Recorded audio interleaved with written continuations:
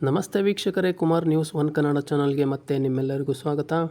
Channapatna by ಎಲೆಕ್ಷನ್ನಲ್ಲಿ DCM DK Shivakumar ಜೊತೆ ಕೈಜೋಡಿಸಿದ್ರ CPY.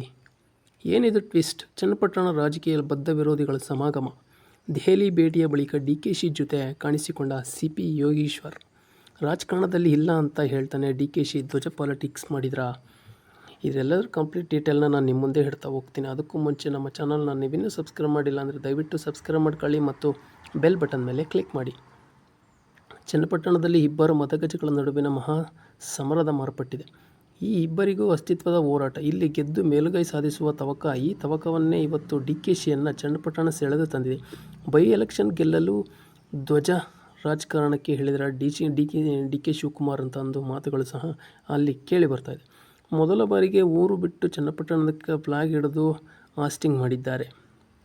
ಲೋಕಸಭಾ ಚುನಾವಣೆಯಲ್ಲಿ ಪಲ್ಟಿ ಹೊಡೆದು ಪ್ಲಾನ್ಗಳನ್ನು ಚನ್ನಪಟ್ಟಣದಲ್ಲಿ ವರ್ಕೌಟ್ ಆಗಿಸಲೇಬೇಕು ಅಂತ. ಅದಕ್ಕಾಗಿ ಇದು ಆರುಮುಗಂ ಕೋಟೆ ಕಣೋ ಅನ್ನೋ ರೀತಿ ಡೈಲಾಗ್ ರೀತಿ ಕನಕಪುರದ ಕಲ್ಲಿನ ಕೋಟೆ ತೊರೆದು DKC ಬೊಂಬೆನಾಡಿನಲ್ಲಿ ಅಬ್ಬರಿಸ್ತಾ ಇದ್ದಾರೆ. ನಿರೀಕ್ಷೆಯಂತೆ ಚನ್ನಪಟ್ಟಣದಲ್ಲಿ ಎಂಟ್ರಿ ಕೊಟ್ಟ DKC ಶಿವಕುಮಾರ್ ಅವರು ಧ್ವಜಾರೋಹಣ ನೆರವೇರಿಸಿ ಕವಾಯತ್ತುಗಳಿಂದ ಗೌರವ ವಂದನೆಯನ್ನು ಸ್ವೀಕರಿಸಿದರು. ಇದು ಸಂಪ್ರದಾಯ ಬಿಡಿ. ಆದರೆ ಆ ಬಳಿಕ DCM ಭಾಷಣ ಶುರುವಾಗಿದ್ದು ಅಸಲಿ ರಾಜಕಾರಣ ಅಂತಂದು ಅಲ್ಲಿನ ಜನರ ಮಾತುಗಳು ಸಹ ಆಗ್ತಾ ಇದೆ. ಬೆಂಗಳೂರು ದಕ್ಷಿಣ ಎಂಬ ಹೆಸರನ್ನು ಪಟಪಟಿಸಿದ DK ಶಿವಕುಮಾರ್ ಅವರು ಅಸ್ತಿತ್ವ ಉಳಿಸಿಕೊಳ್ಳುವ ಕೆಲಸ ಅಂತ ಹೇಳ್ಕೊಂಡಿದ್ದಾರೆ. ಇಲ್ಲಿಗೆ ರಾಜಕಾರಣ ಮಾಡಲು ಬಂದಿಲ್ಲ ಅಂತ ಹೇಳ್ತಾನೆ ಮಾಡಿದ್ದು ರಾಜಕಾರಣದ ಭಾಷಣವೇ ಅಂತಲೂ ಸಹ ಮಾತುಗಳು ಕೇಳಿಬರ್ತಾ ಇದೆ. ಧ್ವಜವನ್ನು ಅರ್ಧಕ್ಕೆ ಹಾರಿಸಿದರೆ ಅದು ಅಗೌರವ, ಹಾಗೆಯೇ ಜನರನ್ನು ಅರ್ಧಕ್ಕೆ ಬಿಟ್ಟು ಹೋಗೋದು ಅಗೌರವ ಅಂತಂದು HDKಗೆ ಟಾಂಗ್ ಕೊಟ್ಟರು DCM DK ಶಿವಕುಮಾರ್ ಅವರು. ಕ್ರಾಂತಿಕಾರಿ ಬದಲಾವಣೆ ಅಂತ ಪವಿತ್ರ ಅಪವಿತ್ರಗಳ ಉಲ್ಲೇಖಿಸಿದ್ದಾರೆ. ನೀವು ಕೇಳಿರ್ತೀರಿ ಕಹಾನಿ ಮೇ ಟ್ವಿಸ್ಟ್ ಹೈ ಅಂತಾರಲ್ಲ, ಹಾಗೆ ಈ ಕತೆಗೆ ಹೊಸ ಎಂಟ್ರಿ ಕೊಟ್ಟಿದ್ದು ಮಾಜಿ ಸಚಿವರು ಸೈನಿಕರು ಆದಂಥ ಯೋಗೀಶ್ವರ್ ಅವರು. ಯಾರು ಕರೆದಿದ್ರೋ ಬಿಟ್ಟಿದ್ರೋ ಗೊತ್ತಿಲ್ಲ, DKC ಜೊತೆ ವೇದಿಕೆ ಹಂಚಿಕೊಂಡ್ರು. ವೇದಿಕೆಯಲ್ಲಿ ಪರಸ್ಪರ ಕೈ ಮುಗಿದರೂ ಸಹ ಬಳಿಕ DK ಶಿವಕುಮಾರ್ ಅವರು ನೋಡುತ್ತಾ CPY ಕುಳಿತಿದ್ದೇ ಆಯಿತು. ಆದರೆ CP ಯೋಗೀಶ್ವರ್ ಅವರು DKC ಜೊತೆ ತಿರುಗಿಯೂ ಸತಿ ನೋಡಲಿಲ್ಲ. ಒಟ್ಟಾರೆ 78ನೇ ಸ್ವಾತಂತ್ರ್ಯ ದಿನಾಚರಣೆ ಮಾತ್ರ ಚನ್ನಪಟ್ಟಣದಲ್ಲಿ ಹಬ್ಬಕ್ಕಿಂತ ರಾಜಕಾರಣವೇ ಉಸಿರಾಡಿತ್ತು ಅನ್ನೋ ಮಾತುಗಳು ಸಹ ಕೇಳ್ತಾ ಇದ್ದಾವೆ. ಇದೆಲ್ಲವನ್ನು ಬಲ HDKಗೆ ಮಾತ್ರ ಡೆಲ್ಲಿಯ ಕೆಂಪುಕೋಟೆಯಲ್ಲಿ ಸೂಕ್ಷ್ಮವಾಗಿ ಈ ಬೆಳವಣಿಗೆ ಗಮನಿಸ್ತಾ ಅಸ್ತ್ರಕ್ಕೆ ಪ್ರತ್ಯಸ್ತ್ರವನ್ನು ಕೊಡಬೇಕು ಅಂತಂದು ಸಿದ್ಧಪಡಿಸ್ತಿದ್ದಾರೆ ಅಂತಲೂ ಹೇಳಲಾಗ್ತಾ ಇದೆ.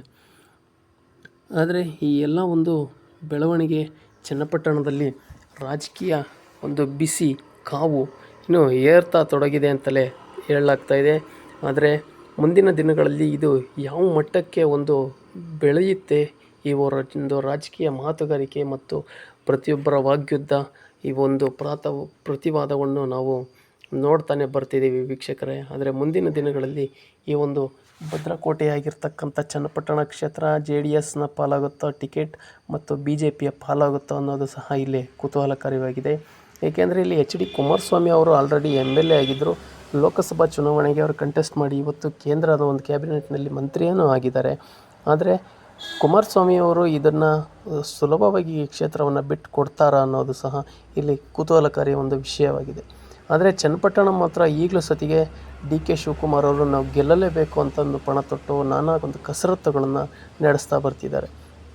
ಈ ಎಲ್ಲ ಕಂಪ್ಲೀಟ್ ಡೀಟೇಲ್ ನಿಮ್ಮ ಮಾಹಿತಿಗೆ ನಿಮಗೆ ಇಷ್ಟ ಆಗಿದ್ದರೆ ನಿಮ್ಮ ಅನಿಸಿಕೆ ಅಭಿಪ್ರಾಯಗಳನ್ನು ಕಮೆಂಟ್ ಮೂಲಕ ತಿಳಿಸಿ ಅಂತ ಹೇಳ್ತಾ ಮತ್ತೆ ಮುಂದಿನ ವಿಡಿಯೋದಲ್ಲಿ ಸಿಗೋಣ. ಅಲ್ಲಿವರೆಗೂ ನಮಸ್ಕಾರ.